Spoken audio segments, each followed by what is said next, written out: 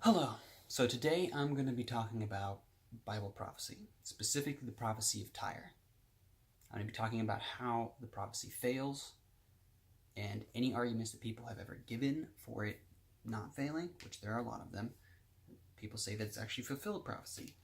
I'm going to show how that's wrong and why it's actually deceptive, the way that they phrase it in order to trick you into thinking that. And I'm going to show that just from the Bible. I mean, there's a lot of people who go into Hebrew because the traditional language and also the way when it was translated into Greek, um, the way that it's worded there is more obvious that it couldn't have been, the prophecy hasn't come true because that sets for certain that it was Nebuchadnezzar who's supposed to do the damage, not Alexander the Great or whatever other interpretations that people think.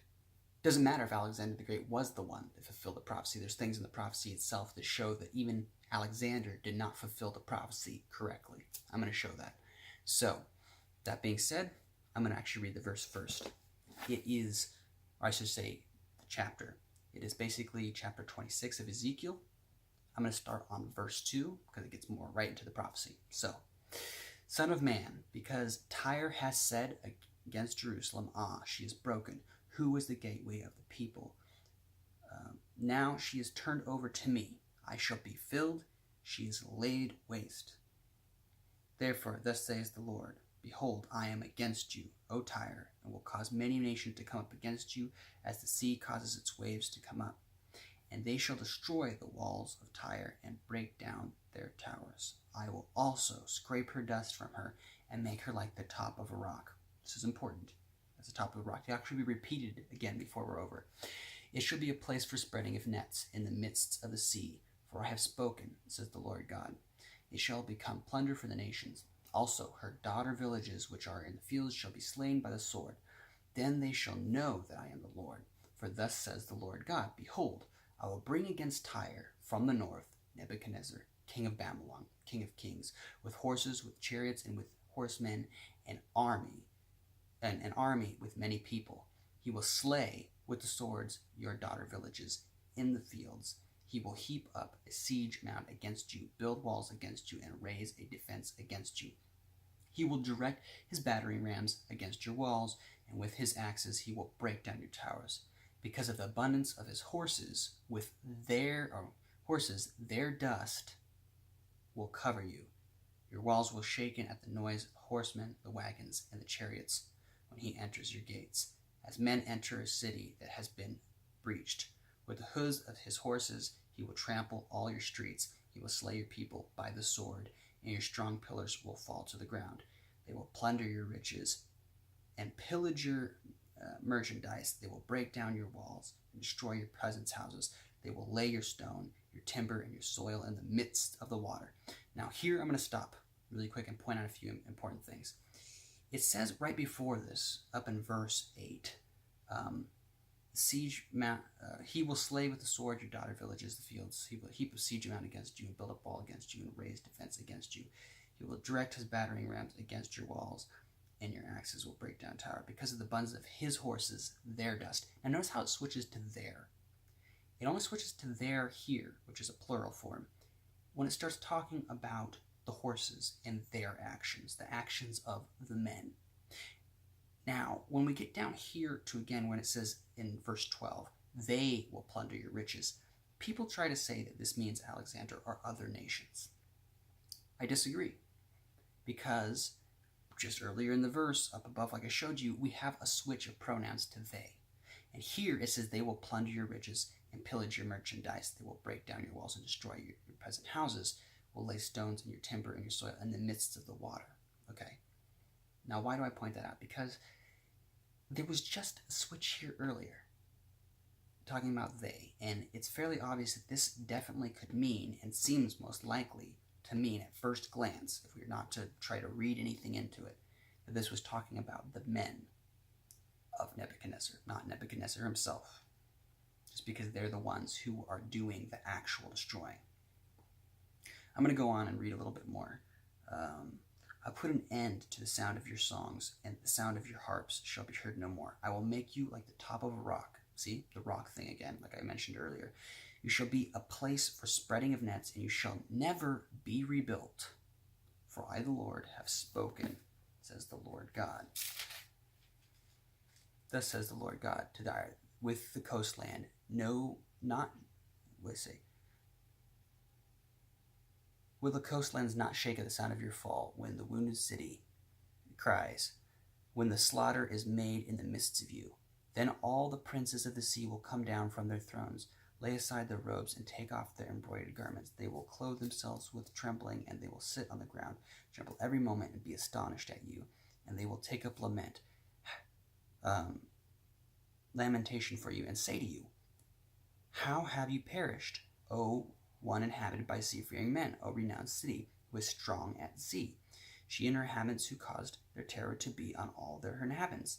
And the coastland trembles on the day of your fall. Yes, the coastland by the sea, and the troubles at your departure. For thus says the Lord God, when I make you a desolate city, like the cities that are not inhabited, when I bring the deep upon you, and great waters uncover you, then I will bring you down with those who descend into the pit, the people of old, and I'll make you dwell in the lowest part of earth, in a place desolate from iniquity, and those who go down in the pit, so that you may never be inhabited.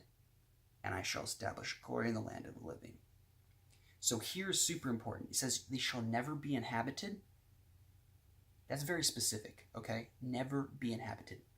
Now, the major problem with this is, I don't care how you interpret this, if you try to say, okay, that the previous verses, they means Alexander, or that Alexander destroyed the city, or whatever, and that fulfilled the prophecy. Because the city of Tyre still exists today. And here, and even earlier in like 19, shall make it like the cities that are not inhabited. And then here down in 20, I'll make you terror, you shall be no more. Though you shall be sought for, you'll never be found again. You won't, even if you're sought for, you'll never be found again. Look, the city of Tyre, though it may not be run by the same king and the same exact generations, there are still people living there that were from previous generations. And it's still named Tyre. Like it's still named the same name, still holds a lot of its heritage. And it has throughout the ages. It's never completely been destroyed. In fact, some of the old ruins, if you look it up, you can look it up on Google, you can see that there are old buildings from the original city still there. It's not scraped as flat as a rock, okay? It's not like the city was completely destroyed, not to be found. You can still see the ruins there. They're in the modern city of Tyre. No one lives in the old ruins, but they're there, and you can see them. So, that's my thing. It's super specific here that they shall not be inhabited, that it'll be completely destroyed, that it'll be laid absolute to waste. And it's not. That city of Tyre is pretty big today, and it was big many times, even after the time of Alexander, that it was still inhabited. I mean, there was a time when it was pretty low inhabitants, but it still was inhabited. It wasn't like it was completely, utterly desolate. And that's just the important thing to realize. Not only to mention, like I said, when we look at the context here, it seems that it's talking about Nebuchadnezzar. And why do I point this out? There's another thing that I think is important. Nebuchadnezzar is called the King of Kings for a reason. All right, because during his time he was powerful. He had sway with other nations. He had them fight alongside himself. There's evidence that he hired mercenaries and other people. There were a lot of people, as it says here, in his armies. When it says many nations, and a lot of Hebrew people who study Hebrew think this is the case because of how the Hebrew is worded, as opposed to how English is worded, because English isn't as the script is of the Hebrew language, is that it's referring to his armies and the people that are in his armies as being a part of the many nations. I'm just saying. So put all of that aside, that just makes it seem unlikely. You want to say Alexander did this? You want to say that these other things? It's obvious that it's talking about the city of Tyre and the sea. As if you look, it refers to Tyre as one city. It never really says that are there other cities involved except daughter cities. And it doesn't say anything specific about those daughter cities. If you want to say the island land of Tyre or whatever, these other arguments, I'll let any of you who don't know the arguments, go look them up. Go look at what other people argue. Go look at the modern city of Tyre. Go look at the other versions of Tyre that have existed. And ask yourself, is this truly a very accurate prophecy? No, you have to construe and twist the wording to try to get it to fit what we see in reality. That's what a lot of people do. They say it's still fulfilled because, well, you could read this as being Alexander, and you could say these other nations, all these other nations over time. But it still says it should never be inhabited. It still says that it should be desolate. It should be flat like a rock. And that's just not the case. Not to mention, think about this. The prophecy overall, prophesying that a island city that is a mass kingpin of trade is going to be attacked by many nations can be fulfilled by any prophet. Anybody with a brain could make a prophecy like that. I'm just saying. Because any place that is the major place of trade is the first place that any country tries to take during a war. And there's always going to be wars as long as humanity's existing, you know, even people who don't believe in God know that, you know, there's going to be wars as long as we have nations, okay? And if there's going to be wars and there's a city that has many valuable resources, that city's going to be taken and attacked and very likely destroyed. So either way, just want you to think about this logically, take a look at it, read it yourself. I hope that helps. That's the reason why I don't believe it, because there's still a city of Tyre today. There's been many versions of the city of Tyre. It was never completely destroyed. It's that simple.